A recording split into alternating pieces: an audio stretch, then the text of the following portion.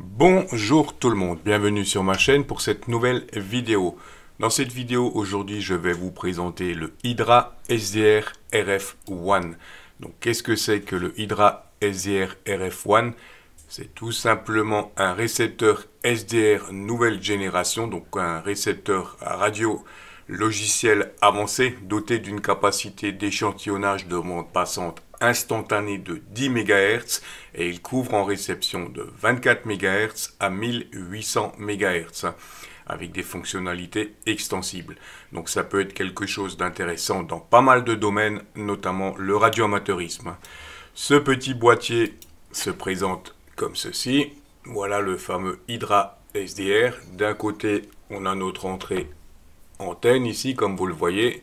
De l'autre côté, on a un SMA pour l'horloge, notre port USB pour l'ordinateur et deux petites diodes. Une petite diode ici qui s'allumera lorsque vous le brancherez sur l'ordinateur et une petite diode ici, si on la voit bien là, une petite diode ici qui s'allumera lorsque vous aurez un signal en réception. Voilà pour le petit Hydra SDR. Vous voyez, dans un beau petit boîtier alu, c'est vraiment bien conçu, c'est vraiment costaud. Ce récepteur vous est livré dans une belle petite boîte, comme vous pouvez le voir, avec le drapeau américain. Et je vais y revenir tout de suite. Et il est également livré avec, bien entendu, le cordon USB-C de raccordement qui est protégé par deux ferrites, ce qui peut être plutôt intéressant dans une station radio. Voilà pour le contenu de la boîte. Donc pourquoi on retrouve ce drapeau américain? C'est tout simple. Le Hydra SDR est de conception française. Il a été conçu par un ingénieur qui a des années d'expérience dans le domaine. Et donc le Hydra SDR RF1 est le premier produit de la famille Hydra SDR. Il offre donc une couverture de fréquence de 24 à 1800 MHz, une bande passante de 10 MHz, je vous l'ai déjà dit, et un microcontrôleur LPC 4370 triple cœur intégré. C'est lui qui gère un petit peu tout ce qui est SDR. Pourquoi on retrouve le fameux drapeau américain sur la boîte? Tout simplement parce que ce récepteur a été conçu en France et est fabriqué avec précision dans le Colorado aux États-Unis. Il présente la parfaite fusion de l'expertise européenne en ingénierie RF et de l'excellence industrielle américaine. Donc il y a une histoire de coût, une histoire de technologie et surtout on a du matériel correct, quelque chose de correct. C'est pas du Made in China, hachi. Donc voilà pour la présentation de du pourquoi du comment on va dire. Ce petit récepteur est disponible, vous pouvez d'ores et déjà le commander ici en cliquant sur le site et en allant sur DigiKey. Il est d'ores et déjà disponible ici. C'est un petit récepteur entièrement, on va dire, plug and play. Vous avez absolument rien à faire. Vous connectez votre Hydra SDR RF1 sur l'ordinateur. Vous connectez votre antenne, vous lancez votre logiciel et c'est parti, ça fonctionne. Vous trouverez deux modèles, le modèle simple que je vous ai présenté et il existe également un petit boîtier, je vous montre ça ici, dans lequel vous pouvez brancher jusqu'à 3 cartes, 3 récepteurs en même temps dans le même boîtier, comme vous le voyez ici. Donc ça c'est déjà un petit peu pour un domaine un petit peu plus professionnel je pense.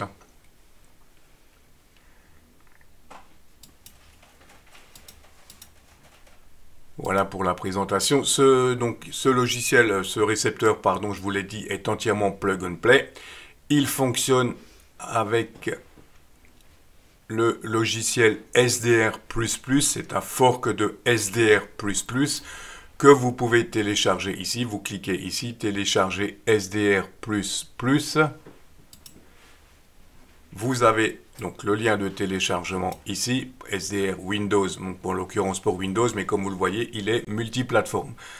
Donc, vous récupérez cette archive, vous la dézippez, et vous avez ici un fichier PDF avec toutes les informations. Télécharger le PDF, comment utiliser SDR++ avec Hydra SDR RF1. Le fichier est en anglais, mais je vous l'ai traduit ici. Et je vous mets le fichier à votre disposition dans les liens de la vidéo. Donc, le fichier PDF ici sera à votre disposition. Vous avez toutes les informations pour bien commencer avec SDR++, avec le lien de téléchargement et comment faire votre première installation. Voilà en gros. Donc SDR++ va se présenter comme ceci.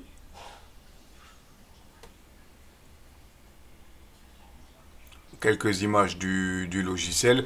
On a ici la partie technique, la présentation de la platine, la partie technique. Et là également, vous allez pouvoir récupérer la fiche technique qui est en anglais. Mais bien entendu, vous me connaissez, ceux qui me suivent depuis un petit moment. Je vous mets à disposition ici le PDF en français avec toutes les caractéristiques techniques de ce petit récepteur. Donc comme on l'a déjà vu, je vous l'ai déjà dit, réception continue de 24 à 1800 MHz avec une très bonne sensibilité en UHF et en VHF. Et vous avez toutes les caractéristiques ici.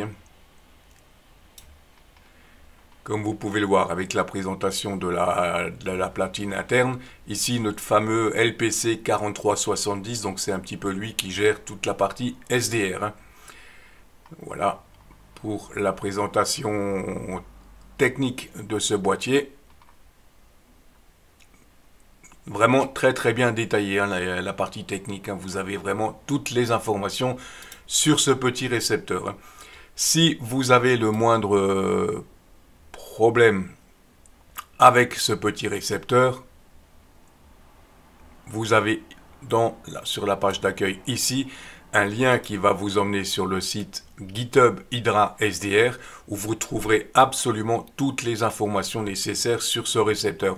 Vous allez retrouver toutes les caractéristiques techniques. Je vais vite essayer de vous traduire ça en français. Voilà.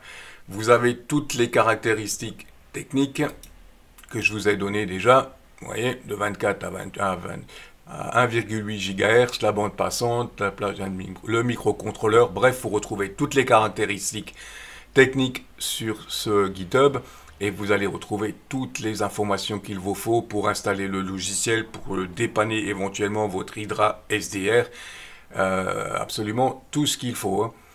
Donc, dans mon cas, j'ai eu un petit souci la première fois que j'ai installé SDR++. Mon Hydra SDR s'affichait bien ici, comme vous le voyez. Par contre, ici, je n'avais pas le numéro de série, je ne pouvais pas régler l'échantillonnage non plus.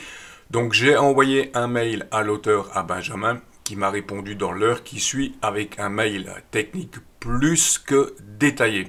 Franchement, super service après-vente. Vous avez un souci, vous envoyez un mail, vous avez une réponse carrément instantanée. Hein. Donc, vous avez un site.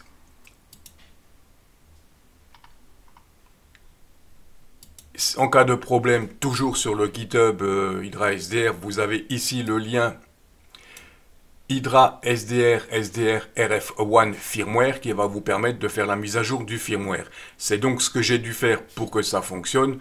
Donc vous téléchargez ce fichier-là. Vous cliquez ici sur le fichier zip, vous le récupérez, vous dézippez cette archive et vous aurez donc ceci. Une fois que vous l'avez dézippé, vous aurez ces fichiers. Il vous suffira tout simplement sur Windows, bien sûr, hein, je précise sur Windows, hein, mais je pense que ça doit fonctionner sur toutes les plateformes, d'exécuter ce fichier flash firmware au Windows, de brancher au préalable votre Hydra SDR sur l'ordinateur, vous cliquez sur ce fichier, exécuter. Vous avez cette fenêtre qui va s'ouvrir. Et dans cette fenêtre, vous appuyez, comme vous le voyez, tout simplement sur la touche « Continuer ». Vous allez voir une série d'informations qui va défiler et votre Hydra SDR aura été mis à jour. C'est aussi simple que ça de mettre votre Hydra SDR à jour. Voilà, donc franchement, ce petit récepteur a été bien construit. C'est vraiment quelque chose de sympa qui fonctionne très bien. Et on va donc tout de suite passer aux premiers essais sur SDR++. Et au passage, avant que j'oublie, bien entendu, je remercie la société Hydra SDR de m'avoir fait parvenir ce petit récepteur, bien entendu. La façon la plus simple de tester notre récepteur Hydra SDR, ça va tout simplement être de se mettre sur la bande radiodiffusion.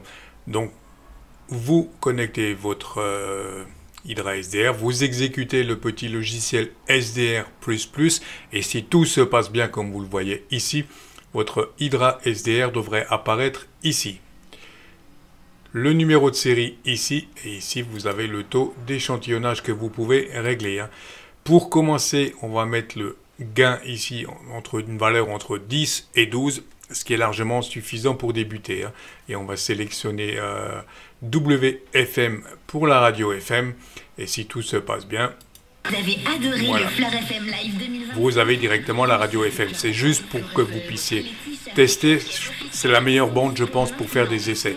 Et comme vous le voyez, ça fonctionne parfaitement bien. Donc pour ceux qui ne connaissent pas le principe du SDR, bien entendu, tous les pics que vous voyez ici, ça va être des radios. Et le principe restera le même, que ce soit sur toutes les bandes AM, bande aviation, bande radioamateur, etc. Donc voilà pour la petite prise en main de ce petit logiciel. Ici vous avez le gain. Je vais couper le volume. Ici vous allez pouvoir régler le squelch.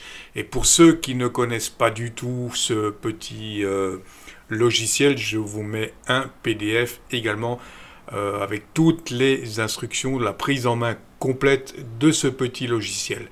Et on va passer tout de suite à la réception du HF, VHF et la réception aviation. Lily 9127, are you turning? Okay, sir. We are turning now, heading 300, Lily 9127. Yeah, sorry for that. Can we descend 6000? Lily 9127, descend 6,500 feet. Descend 6500 feet, Lily 9127, thank you. Liberation 54 Bravo, turn left by 20 degrees, descend 7,000 feet, QNH 1019.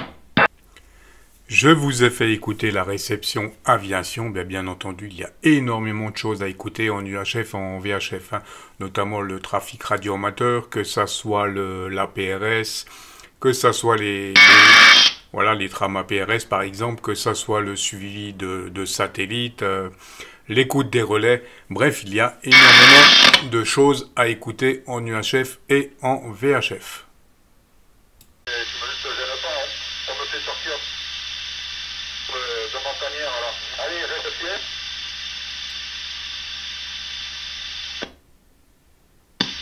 Et plus bas, c'est ça.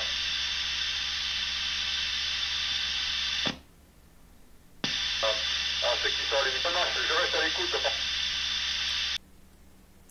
Si vous souhaitez plus d'informations techniques sur ce récepteur Hydra SDR, je vous invite à regarder la vidéo sur l'excellente chaîne TechMind qui vous explique vraiment, qui vous donne toutes les explications techniques sur ce récepteur et qui vous explique également comment écouter les bandes inférieures à 24 MHz. Voilà pour la présentation de ce récepteur Hydra SDR que je trouve vraiment très bien. J'espère que cette vidéo vous aura intéressé et bien sûr je vous dis 73 et à très vite.